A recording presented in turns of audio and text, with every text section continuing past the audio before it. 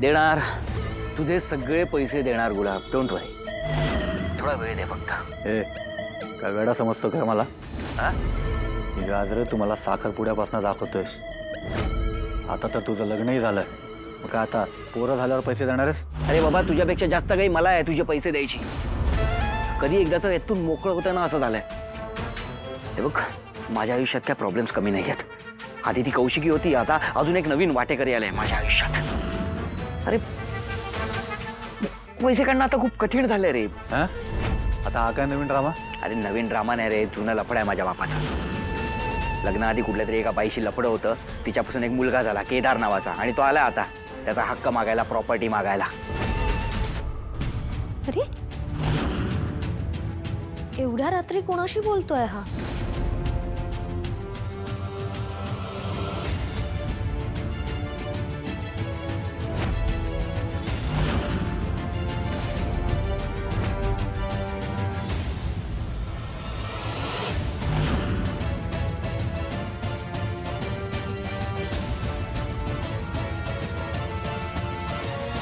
KD, मी आली आहे रूममध्ये.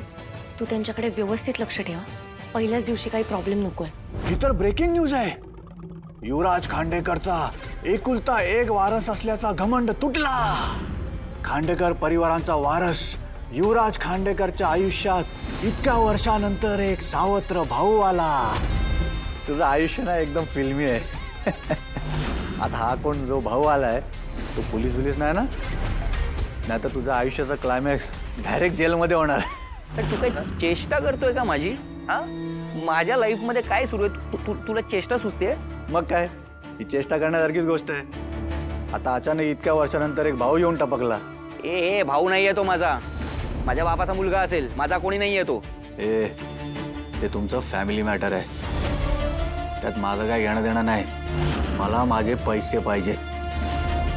नाहीतर एकदा उचललेला तुला दुसऱ्यांदा उचलायला मला वेळ नाही लागणार, समजला? नाही नाही नाही, हे बघ गुलाब, मी काय म्हटलं तुला, थोडा वेळ दे. थोडंसं कठीण जात आहे. मी म्हटलं ना तुला, तुझा एकही पैसा मी नाही बुडवणार आहे. एकूण एक रुपया तुला देणार.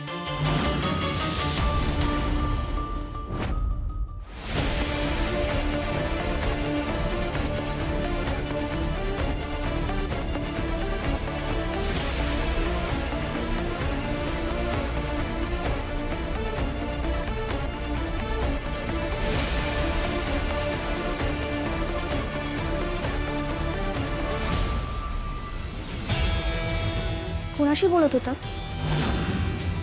कधीपासून फोन करते तुला? फोन एंगेज लागतोय. कामाचा फोन होता. बोल ना, काय झालं? बोल. बॉस, हां हां, they are still engage. Okay. काही झालं तर मी तुला अपडेट देत राहीन. आता आपल्याला कळेल हे दोघं खरं बोलतायत का खोटं. मम्मा, या हॉट मिल्कनी काय होणार आहे? अगं, आज त्यांच्या लग्नाची पहिली रात्र आहे. म्हणजे त्यांचं लग्न झालं असेल याआधीच, पण एकत्र एका रूम मध्ये नवरा बायको म्हणून राहण्याची ही पहिलीच रात्र ना. बघूया ना ते काय करतायत. मम्मा, स्टॉप कन्फ्युजिंग मी. ओके, एक्झॅक्टली काय करणार आहेस ना ते सांग. तुला नाही कळणार. लग्नाच्या पहिल्या रात्री सासरी असतीस ना तर कळलं असतं तुला मला काय म्हणायचंय ते. पण तू आलीस सासूशी भांडून, नवऱ्यालाच इथे घेऊन. ऑफकोर्स मम्मा, आपलं एवढं लॅविश घर सोडून मी त्या घरात राहणार नव्हते. एनिवेज, त्याचा आणि याचा काय संबंध आहे?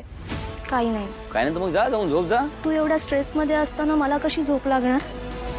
आणि जाताना तू काय काय बोलून गेलास मला. मग फोनही रिसीव्ह करत नव्हतास, मेसेजला रिप्लाय देत नव्हतास. कशी झोपू मी? अरे मला काय माहित, जा ना, झोप ना. माझे प्रॉब्लेम्स आहेत, मला सॉल्व्ह करू दे. जा, तू जा, झोप. हे सगळे तुझ्या एकट्याचे प्रॉब्लेम्स नाही आहेत, ते माझेही आहेत. लाईफ पार्टनर आहे ना मी तुझी. मग तुझे प्रॉब्लेम माझे आणि माझे प्रॉब्लेम्स तुझे. येस तर नको आहे मग. काय काय नाही कर, काय नाही. जा ना तू, जा. मूवी, मला कळतंय हे सगळं तुझ्यासाठी खूप डिफिकल्ट आहे. आधी तारिणी, मग हा केदार.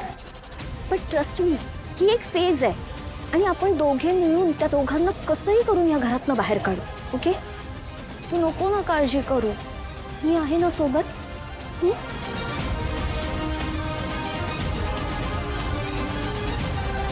कोण कोणाला फसवतोय ना हेच कळत नाहीये.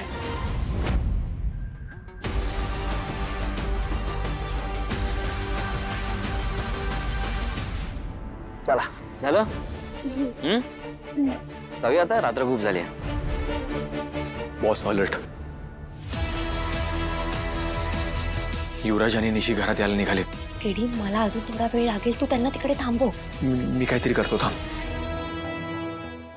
आता हा ग्लास घेऊन मी जाते त्यांच्या रूम मध्ये. हा ग्लास बघून ते दोघं नवरा बायको सारखं वागतायत का काय करतायत ते बघून येते.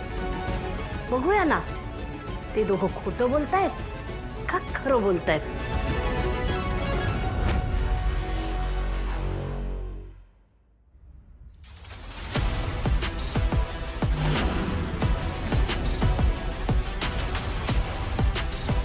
चल चल युवी. युवराज थांब. मला तुझ्याशी बोलायचंय. मला नाही बोलायचं. ऐक. तू ऐक. हा तुझा चेहरा घेऊनच सतत माझ्यासमोर येत जाऊ नकोस. काय तर धनुष हेच बोलते ना, ती आजी तुला तुझा चेहरा बिघडवीन ना सगळा. ती आजी पण नाही ओळखणार. लांब राहा माझ्यापासून.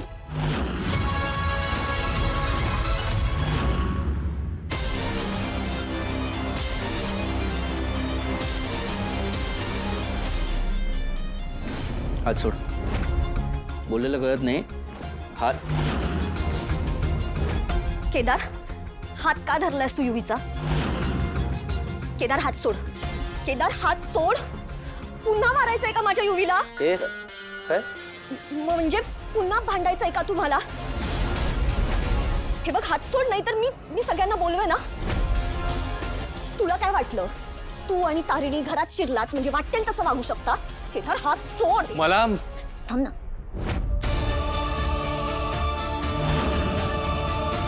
भावाशी बोलायचंय.